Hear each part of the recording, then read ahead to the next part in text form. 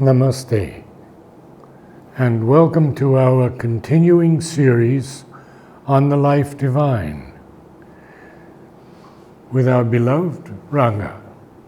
We are in the chapter Reality and the Integral Knowledge on page 661. We read the paragraph last time. Yeah, and we now read we're it. coming. So this time we will go straight away into the explanation of each phrase, and we will go sentence by sentence and discuss it. Now, this chapter, as we have already seen, is entitled Reality and the Integral Knowledge. Now, if reality is only one, then its knowledge is necessarily integral. But it's not like that. So, reality, what is this reality that we are speaking about? So, and we have seen earlier that the reality is something relative. It is not absolute. It is on each plane of consciousness there is a reality which corresponds to that plane of consciousness. Okay? Now, simply speaking about the absolutist view of reality. So, I will read the sentence and then we will discuss what he is saying, what is meant by earliest Vedantic thought. The absolutist view of reality, consciousness and knowledge is founded on one side of the earliest Vedantic thought, but it is not the whole of that thinking. Now, so we will see what is first earliest Vedantic thought. The earliest Vedantic thought is the Advaita. There is only one reality at whatever plane of consciousness it is. The absolutist view is that the reality is only at the highest level. At the lower levels, whatever you are experiencing is not the reality. It's only a transient shadow play, or it's an illusion. Or at best, it is something transitory. Even if you call it a half-truth, it is transitory. It is there today, it disappears. So, what is this absolute the earliest Vedantic view is the Advaita. That means there is only one reality, and whatever you are experiencing is only a form of that reality. He speaks of the earliest Vedantic thought, which is the Upanishads, and mainly supported by the Ishopanishad. And the later Vedantic thought is what Sri Aurobindo calls the Mayavadin view, but it is normally ascribed to Shankara at the 8th century, because he revived the term Maya. And when he revived the term Maya, it had the meaning of an illusion. But the original meaning of Maya is not illusion. It derives from the root Ma, which is to measure. And when you measure something, you have limited forms. So, Maya was the earliest Vedanta view, is that it is the power of the divine to create forms. And the second meaning is the Maya is the creator of illusions. Okay? So, that's the earlier part. So, the absolutist view is that only one reality at the highest level, and the rest of it, even if you are experiencing, it is only a Maya. It is not a reality at all. Okay? That's what he means by the... So, the Vedantic truth has got two aspects. The earlier Vedantic thought is the Advaita. There is only one reality, and everything, whatever you are seeing, is only that reality, maybe with a veil in front. Okay? Clear? Or rather, let me put it this way. There is spirit and there is matter. So, the absolutist view says only spirit is real. Matter doesn't exist. It is an illusion. But the earliest Vedantic view, the Advaita, says that matter also is reality. You are not seeing it in the real way because you are in ignorance and you are seeing only the outer form. But behind the outer form, there is a reality. And this is what Sri Aurobindo agrees. Oh, absolutely. That's what he will tell you also. It agrees with our own view, he says. Clear. So we go to the next sentence. In the Upanishads, in the inspired scripture of the most ancient Vedanta. Earlier he used the word earliest Vedantic thought. Now he is saying in the most ancient Vedanta, we find the affirmation of the absolute, the experience concept of the utter and ineffable transcendence. Now, we look at this carefully again. In the Upanishads, in the inspired scripture of the most ancient Vedanta, it is going back to the Vedantic period, but the Vedanta philosophy is the Upanishads, the Brahma Sutras of Badarayana, and the Bhagavad Gita. These three make the Vedanta. And it comes at the end of the Vedic period. That's why Veda Anta. So, it is Vedanta means that philosophy which comes at the end of the Vedas. Vedasya Anta. But also it means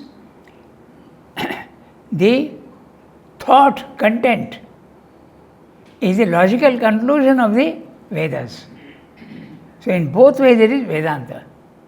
Okay, so in the Upanishads, in the inspired scripture of the most ancient Vedanta, we find the affirmation of the absolute, the experience concept of the utter and ineffable transcendence. Now, experience concept, he will repeat 3 times. Now, what is that? Why experience concept? Because everybody has the same experience, but your concept depends upon your consciousness, at which level you are.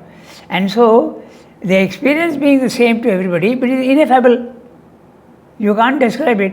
So, when you are forced to describe it, it becomes your concept, which may be different from others. In fact, that is why there is the earlier Vedanta and the later Vedanta. That's why he is explaining experience concept of the matter. Concept is the expression in mental terms of your experience. In fact, Sri Aurobindo says that very clearly. He says, I am no philosopher.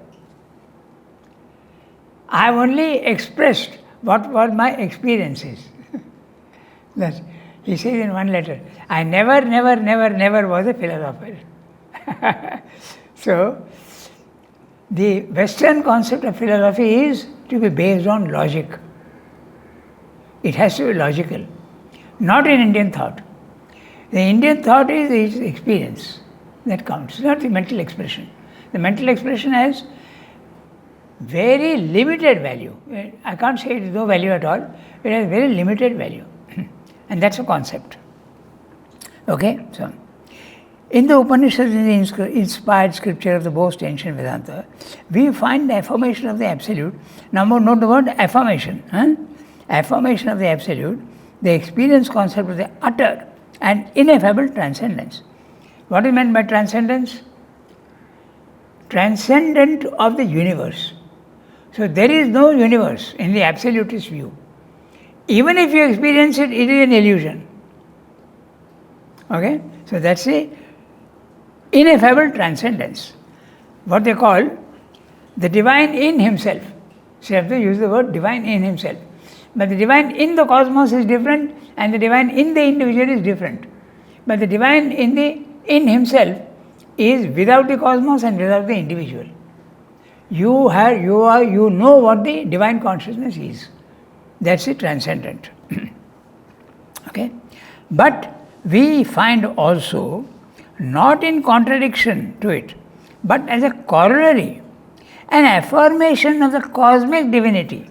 This is the second. Okay? So, an experience concept of the cosmic self and the becoming of Brahman in the universe. Now let's look at this carefully. So first was the affirmation. Only the spirit is real. Okay? Now he is saying, in the later Vedanta, the earlier Vedanta, we find also, not in contradiction to it. Spirit and matter are not contraries, but matter is a corollary of spirit. Okay? An affirmation of the cosmic divinity. In the absolutist view, the cosmic divinity does not exist. But in the earlier Vedanta, the affirmation, the cosmic divinity is affirmed, it is real. The word affirmation means real. Okay, the word negation means not real. And what is that? Again, it's an experience concept of what? Of the cosmic self, the divine in the cosmos, and the becoming of Brahman in the universe. Now, becoming of Brahman. The Brahman is being, static, one, infinite, eternal, featureless, immutable, no change. So it's a being. But the world is a becoming. It's a constant movement. That one reality is becoming this. Think of the water behind the dam. It is being, static, full of power but unexpressed. It is that water behind the dam which makes the river possible. And the river is constant motion. So this is exactly what Ramakrishna also says. Spirit and matter are not different. Spirit is when the water is stable. Matter, the world, the universe, is when that same water is in movement. Okay? So that's his experience and also the Upanishadic experience. Clear? So, affirmation of the cosmic divinity. The divine is also in the cosmos, he is real. An experience concept of the cosmic self and the becoming of Brahman in the universe. Now, the becoming of Brahman in the universe is from the Upanishads. The one is spirit. The many is matter. I am making it very simple, I am saying matter, but actually it means the manifestation. So, the spirit becomes the many here. Okay? So, but when you are in the cosmic consciousness, you see the one in the many. That's the earlier Vedanta. You see the divine in everything. You see the one in the many. You see the many in the one. The many in the one is, in a way of speaking, the transcendent. But the one also becomes the many. Right in the first chapter, in the second paragraph of Life Divine, Sri Aurobindo says, matter is a fit vestment for the divine. The body is something holy. It is not flesh and blood. Like Ramakrishna says, you must be disgusted of the body, mind, life. So he says it is, what is it? It is blood, flesh, phlegm. Okay? All other things also which are there, impure things in the body, he uses that. But it is something holy. You have to see it in that way. So it is a becoming. So Sri Aurobindo says, matter is not only a fit vestment, clothing of the divine, but it is also itself the divine. In the very second paragraph of the Life Divine, in the first chapter, the opening, he says, matter is not only a fit vestment of the divine, don't think it is something unreal and illusion. It is the divine. Okay? So that's the becoming. So this is clear, being and becoming. Being is spirit, becoming is the universe. And the becoming of Brahman in the universe. Equally, we find the affirmation of the divine reality in the individual. So it is not that transcendent is the only reality. Transcendent is the reality, the cosmos is the reality in the total view of things, in the integral view of things, not in the Mayavadi and the Buddhistic. No, there is no cosmos. And he is also there in the individual. So you have the triple reality, the transcendent, the cosmic and the individual. All are the divine. This is the Advaita. There is only one reality taking different forms. Okay? So, equally you find the affirmation of the divine reality in the individual. This too is an experience concept. Now there also different people will experience it differently. So it's an experience as well as a concept. It is seized upon not as an appearance, but as an actual becoming. Now, what are we seeing of the cosmos and the individual? We are seeing only the appearance. Am I seeing a soul? No. Is everybody else seeing my soul? No. But Mother and Sri Aurobindo are seeing the soul. They are seeing the actual becoming they are seeing. Now, one question arises, if the actual becoming, he is saying actual becoming, is the psychic part of the divine? Does it make it static? No. Because the divine in the individual, the psychic is in evolution. It is part of the lower hemisphere. It is something which is evolving. But in the second stage, the self doesn't evolve, it is static. So the individual has to experience himself as a self which is static and immutable, but he has to also experience himself as a psychic which is mutable.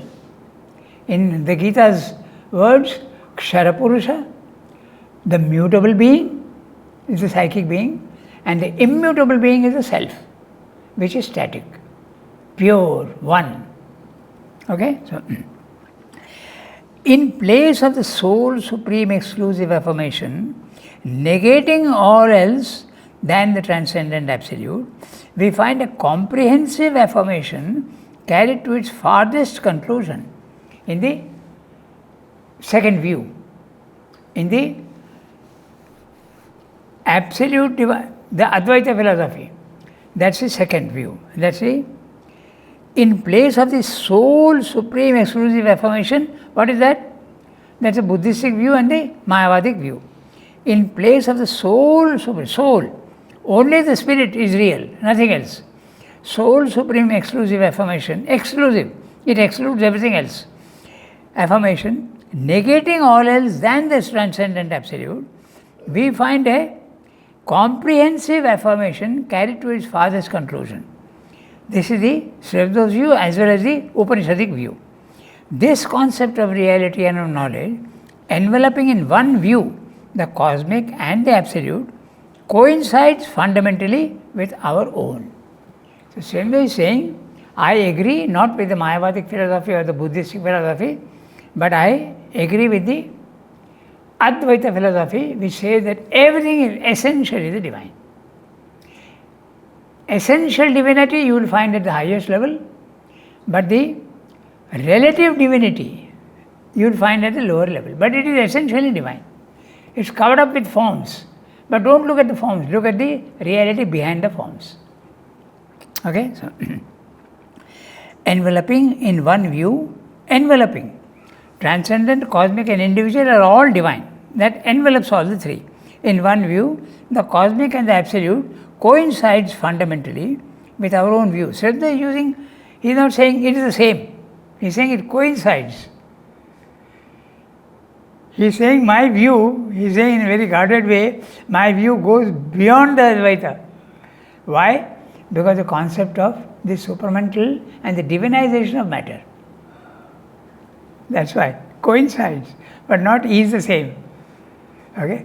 Now that's interesting because Srivada's view is that there is an evolution in the world and the world is slowly exhibiting aspects of the divine one by one. And this process will go on. First, the inconscient has exhibited life, which is the opposite of the inconscient. Then after that it has exhibited mind. Next step it will exhibit the supramental. So, a divine life on earth is possible. But if you say, the Mayavadin says, the absolutist view says, that the world is unreal, the possibility of a divine life on earth is not possible, is not there. So that's what is building up. There are so many theories. My theory agrees with the Advaita view. Okay, so coincides fundamentally with our own. For it implies that an ignorance too is a half-veiled part of the knowledge and world knowledge, a part of self-knowledge. Now what is self-knowledge and world knowledge? Self-knowledge is knowing the individual fully. Who I am, what I am. Okay. Throughout the ages, all spiritual traditions are saying one thing, know thyself. Throughout the ages, whether it be Greek or whether it be anything else, the first truth is know thyself. So that is self-knowledge. You know what you are essentially the divine, but you are also the cosmic and you are also the individual. That's a self-knowledge. What is the world knowledge? Science is trying to find what is science trying to find is the world knowledge. But it is seeing only the outer crust of world knowledge. It is not seeing the intraconscient, it is not seeing the circumconscient, it is not seeing the subconscient, it is not seeing the inconscient. Science has not yet discovered these things. So it is, world knowledge is to know all this. World knowledge is to know what is manifestation. Okay, so the Isha Upanishad insists on the unity and reality of all the manifestations of the Absolute. Now, we'll dwell a little on this. Okay, so, to make it simple, they don't speak openly of the 3 levels, but I'll make it 3 levels because then it becomes very easy to understand. Level 1 is a mutable universe, consisting of matter, life and mind. And all are in movement, and all these 3 are veils that cover the reality. What is called the mutable universe in the Gita, it is a Ksharak Purusha. The divine is here, but he is evolving. Kshara Purusha. Level 2, and you are in ignorance and you have the ego and the dualities in this level. They are permanently there. Dualities as well as ignorance as well as ego. Level 2, your soul and consciousness comes out of the body, mind, life, and you experience the static divine, the Brahman. This is the second level. But there you have a tendency to see the world as unreal, because it is mutable. But you are in the... So there is a difference between level 1 and level 2. Level 1 is static, infinite, eternal. The world is not static, constant motion, and in time and space, finite and mutable. Okay?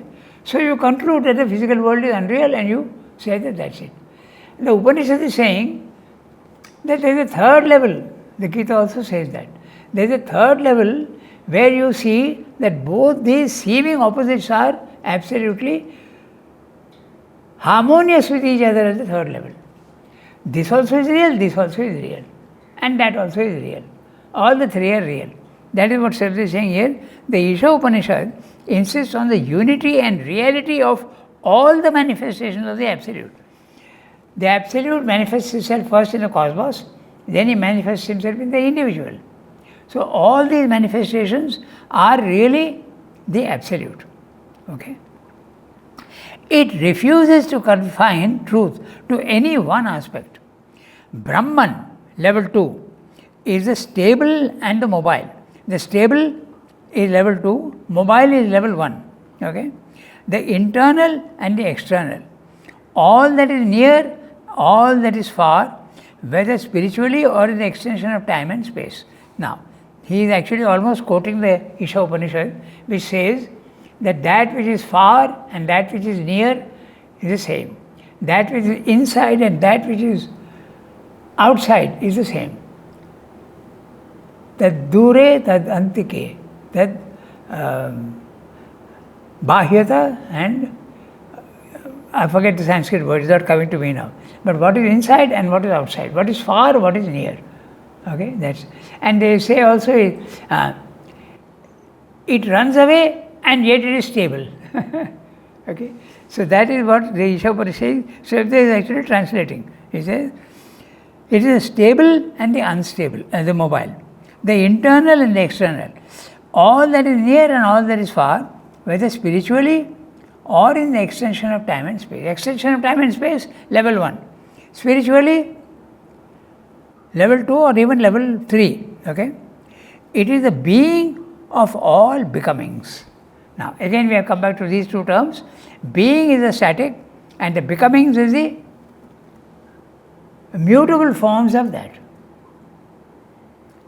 Again we come back to the concept of the water behind the dam, being, and the river which comes out of it is the mutable, the becoming.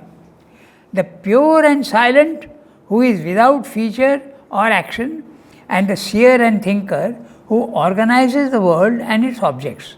So, he is using 3 words: pure, silent, okay, seer, thinker.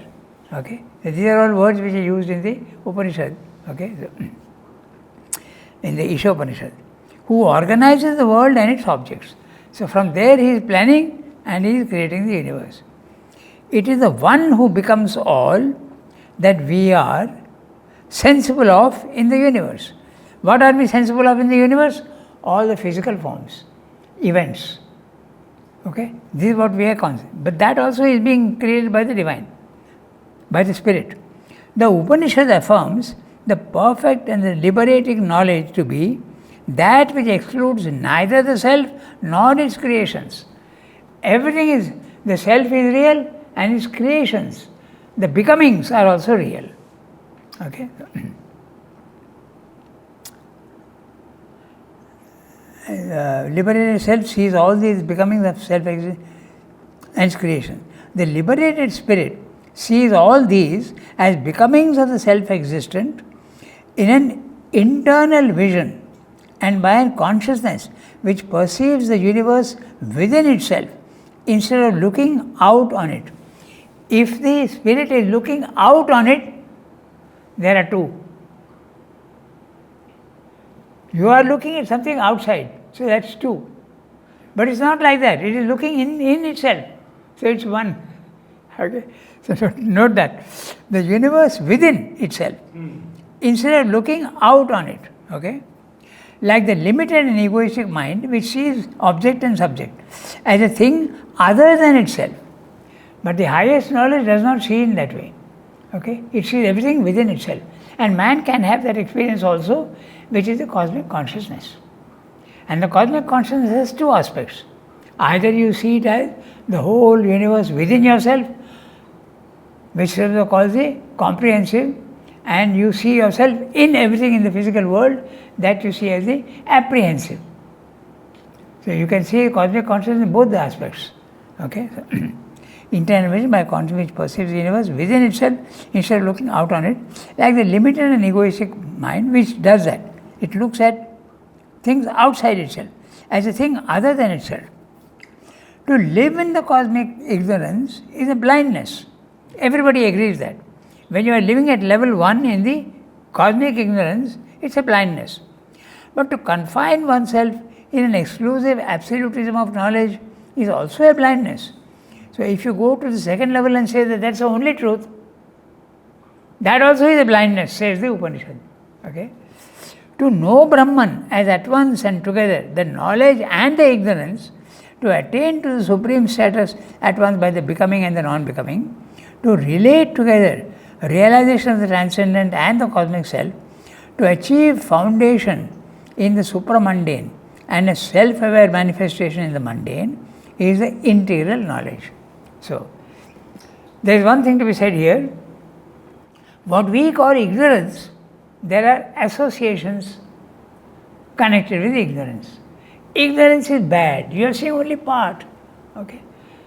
But that is intentional. The divine wants to see only part. He also wants to see the whole. Okay? I want to see something near, I use a microscope. I want to see something far, I use a telescope. But we are saying microscope is bad, telescope is good. But there is no such thing. It's a question of nomenclature. When we use the word ignorance, we mean looking at the many. When you say knowledge, you are looking at the one. Now he uses the word supramundane. Yeah. Have you seen it often in Sri Aurobindo's writing? Supra-cosmic, he uses the word. It's the same. Supra-cosmic, supramundane. Okay. But he also uses the word supra-physical. Okay? The supra-physical is a level 2, above the body-mind life. The supra-cosmic is level 3, outside the cosmos. So he uses these words. Supramundane he may have used, but normally he uses the word supra-cosmic. Or sometimes he uses extra-cosmic. He uses the word extra-cosmic, outside the cosmos, which is the transcendent. Okay, so to know Brahman as at once and together, note interestingly, as at once and together, not once this and not once that. Okay, the terms in Indian philosophy usually are used are Saguna, Nirguna. Saguna is a featured, the divine with features. Nirguna is a silent. The mutable is the Saguna, with qualities.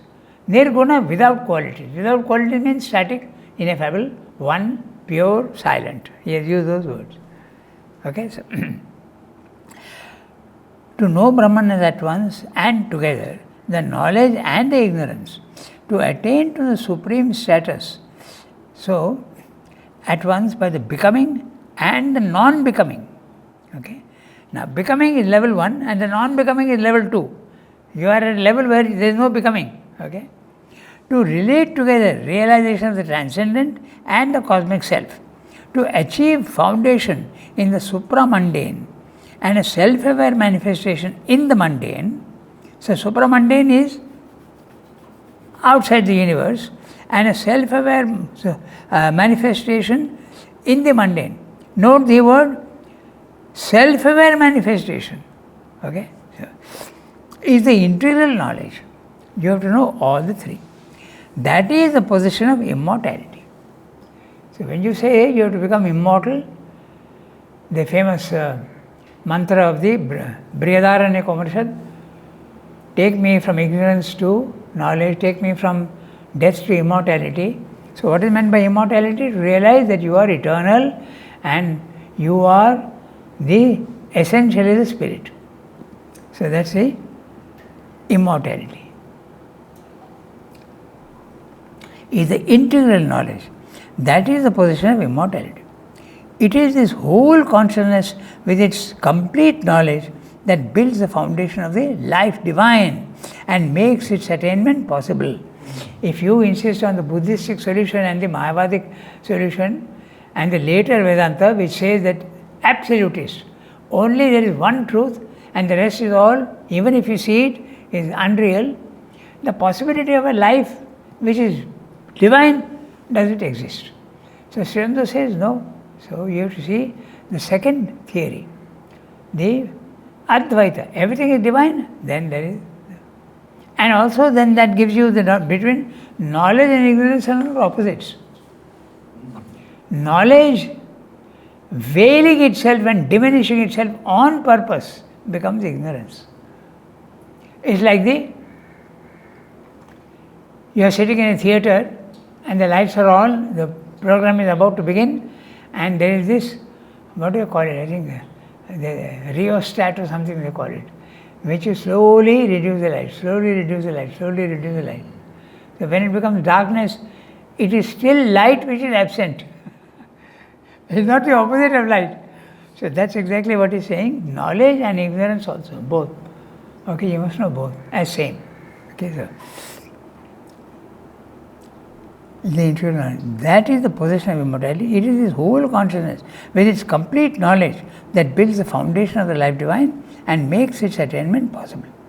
It follows that the absolute reality of the absolute must be not a rigid, indeterminable oneness, which is what we experience at level 2, not an infinite vacant of all that is not a pure self-existence, attainable only by the exclusion of the many and the finite, but something which is beyond these definitions, beyond indeed any description, either positive or negative. Now, either positive or negative. If you say the divine is only infinite, that's a positive, but it's also a falsehood. The divine is not only infinite, he can also be the finite. Okay?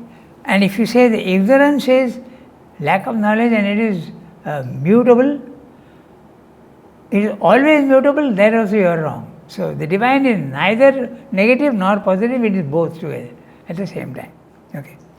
All affirmations and negations are expressive of its aspects, and it is through both a supreme affirmation and a supreme negation that we can arrive at the absolute.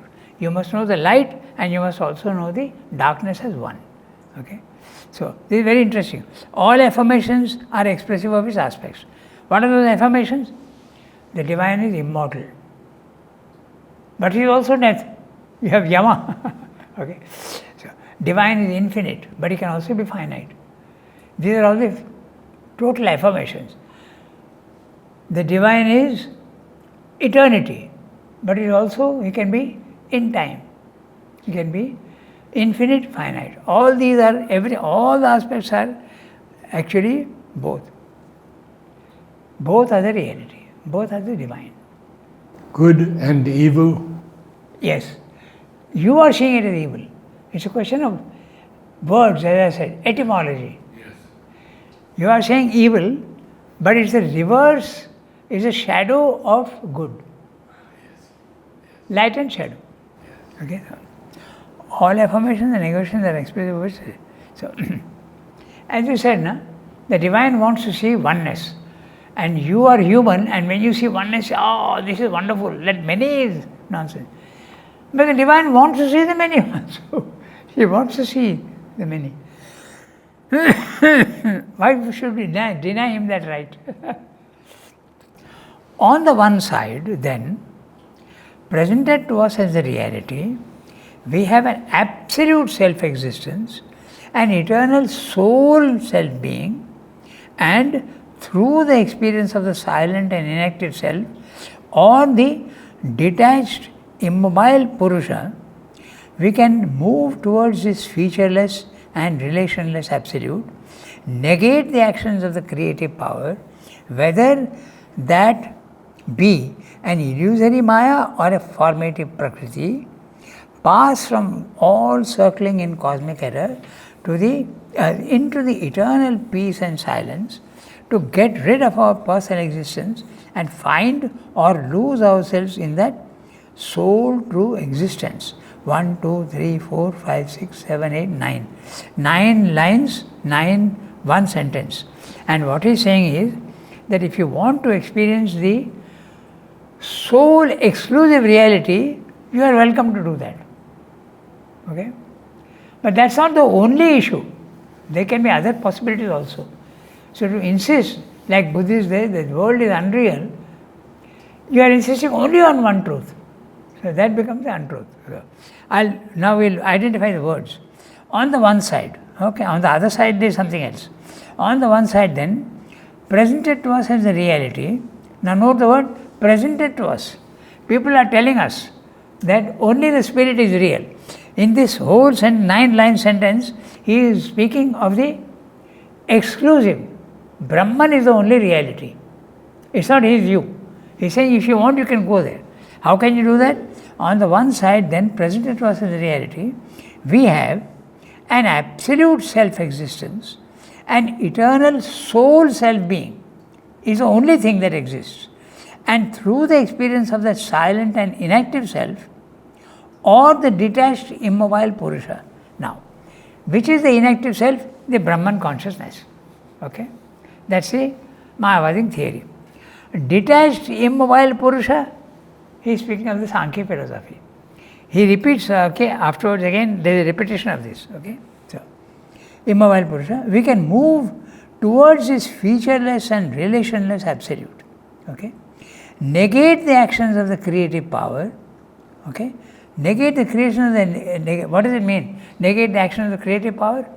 The creative power is the action, and action is the world.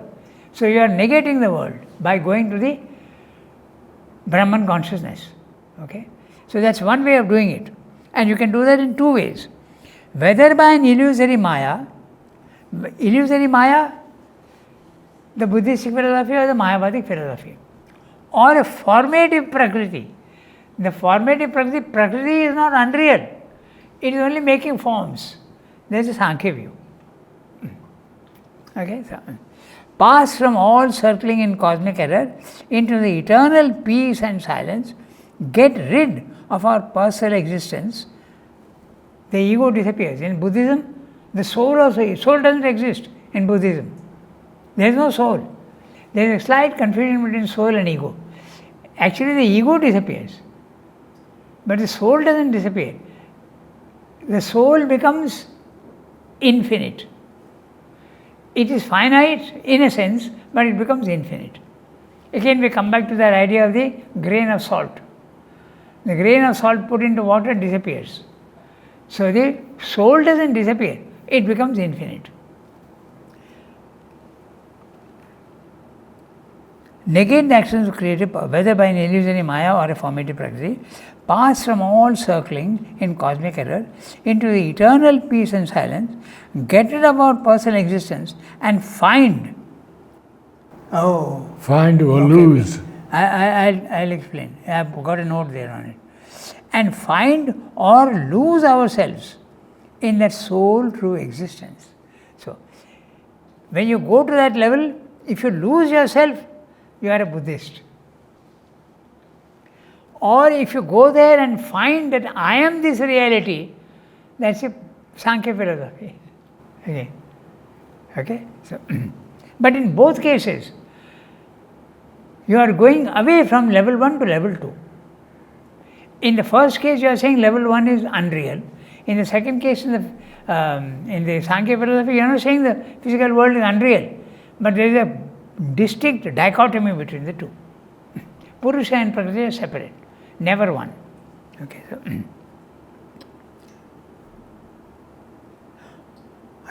on the other side, we have a becoming. So on the one side, you have this spirit, which is exclusive.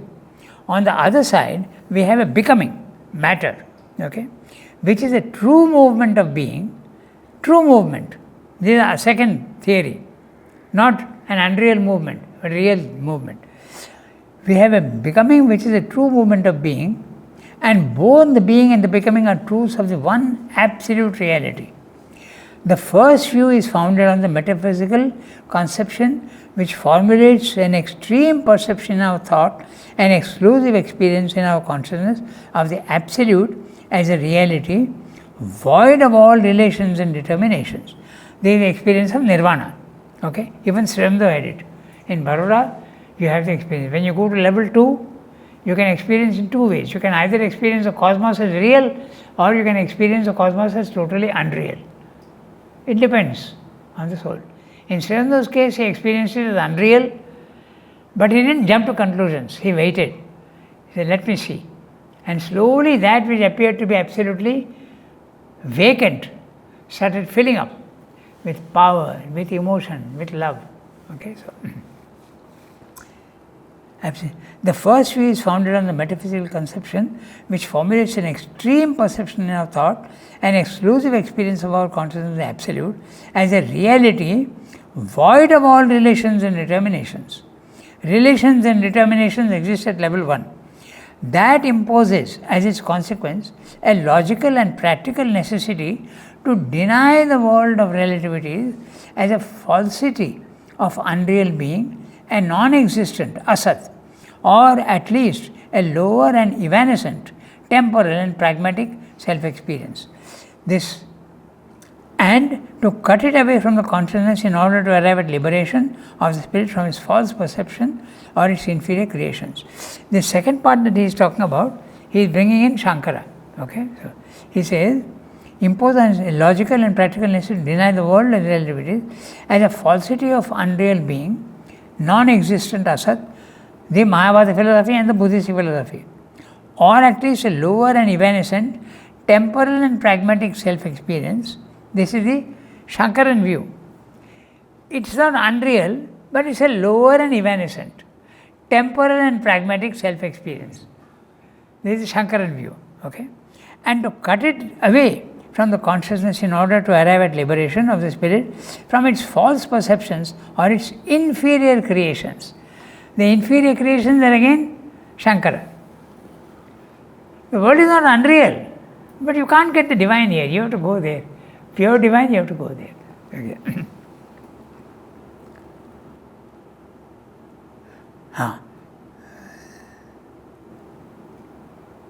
Inferior creation. The second view is based on the conception of the absolute as neither positively nor negatively limitable. This is Sri Aurobindo's view and the integral view. Okay? And also the Gita's view. Upanishadic and Gita's view. The second view is based on the conception of an absolute as neither positively nor negatively limitable. It is beyond all relations in the sense that it is not bound by any relativities or limitable by them in its power of being. It cannot be tied down and circumscribed by our relative conceptions, highest or lowest. Even when you say the divine is only, omnipotent, omniscient, omnipresent, highest, you are not, it's not the reality. He can be the opposite of all these things. Okay. So, highest or lowest, positive or negative.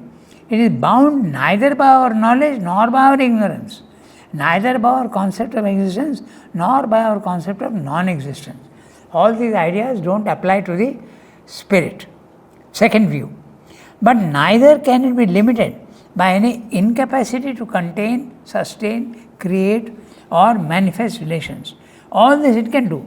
It can limit itself, it can contain itself, it can sustain itself, it can create itself, and it can also make relations. All this the divine can do.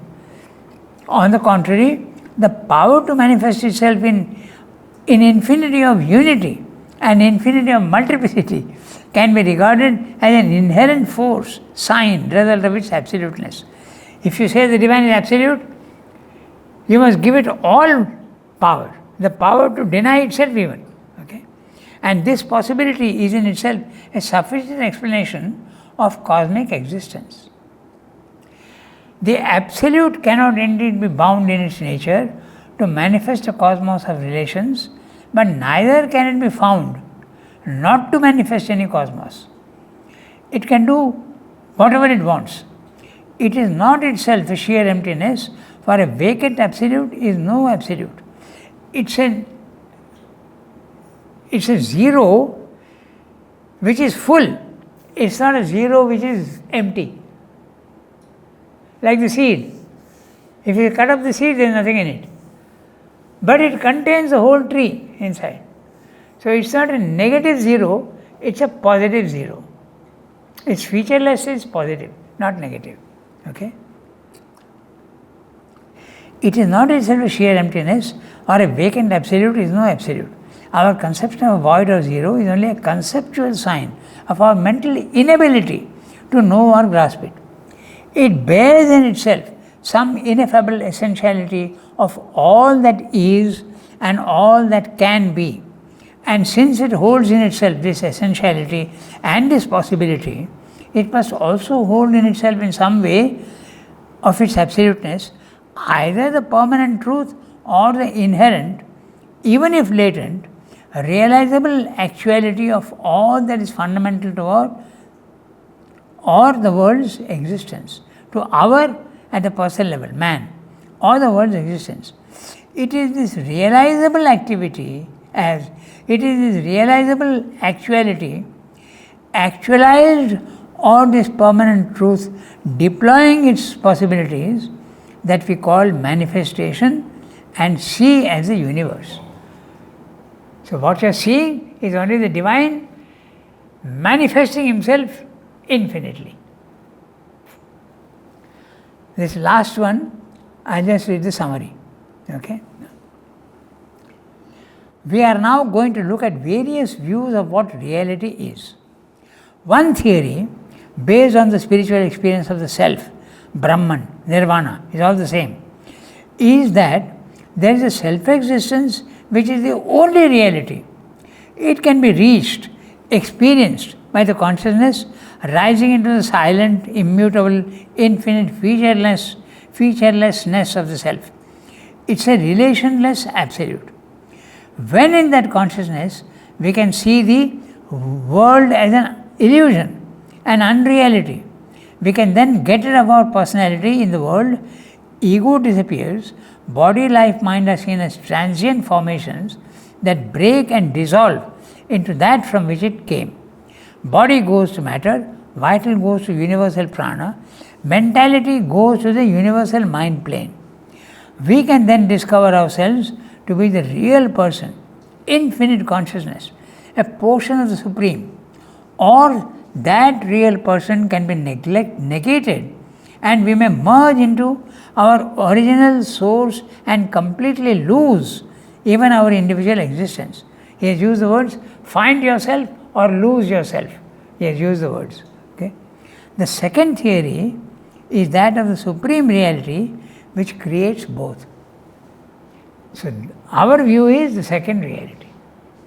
A reality which creates a world not of falsehood but of reality, and also the individual forms which are essentially real, temporal but real. The first theory of the absolute, the sole reality, without features, necessarily sees the universe as an illusion, or at best a lesser reality in time and space, whose very nature is evanescence, transience, phenomenon. Man has to disengage himself from the universe and individually from his body, mind and vital, and merge into the reality of the self, Atman, Brahman. The second view of the absolute, which manifests both being and becoming, both being realities, is that it is utterly free, so free that it is not even bound by its own freedom. It is not even bound by its own freedom. It can say, I am not free. Okay?